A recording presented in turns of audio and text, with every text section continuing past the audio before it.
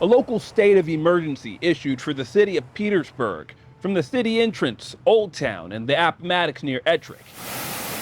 The nearly 10 inches of rain that dropped since Monday night has flooded everything from streets to businesses, even homes. According to the Petersburg Fire Department, nearly 50 people were evacuated from a flooded apartment complex. I ain't never seen it that much water in the last 2 days that I have seen. William Brooks says he didn't make it out of his apartment until Tuesday morning. Because usually when it floods, it's like this.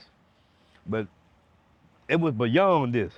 The whole street here, back there, the backyard, everything was flooded. As bad as the flooding is now, he says Monday night was even worse. Mother Nature.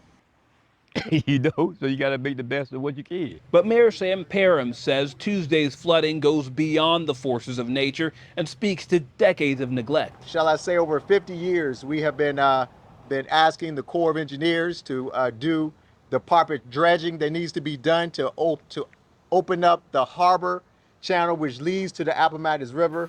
And what we are seeing now are definitely the horrific effects of the many decades of neglect. Parham says the city essentially needs to remove sediment, silt, and other debris from the Appomattox so that the excess water has room to flood out of the city. The system cannot handle it, and it just overwhelms it and begins to back up into the community. But city manager March Altman says the main hurdle is money. We know it's going to be significant. We have, several projects now, individual projects that would be in the $2 to $3 to $5 million range.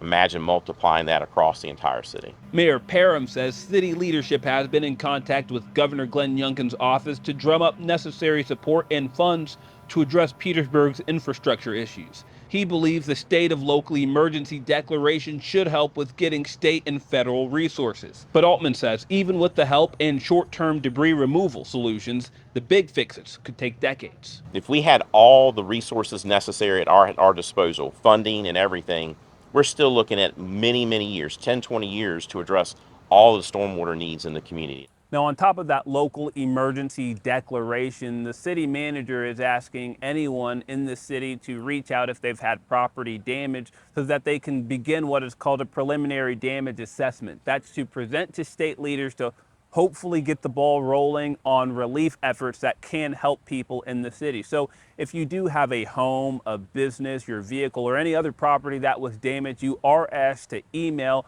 the emergency management team at Petersburg at em@petersburg-va.org. That'll do it for now here in Petersburg for WTKR News 3. I'm AJ Nwoko.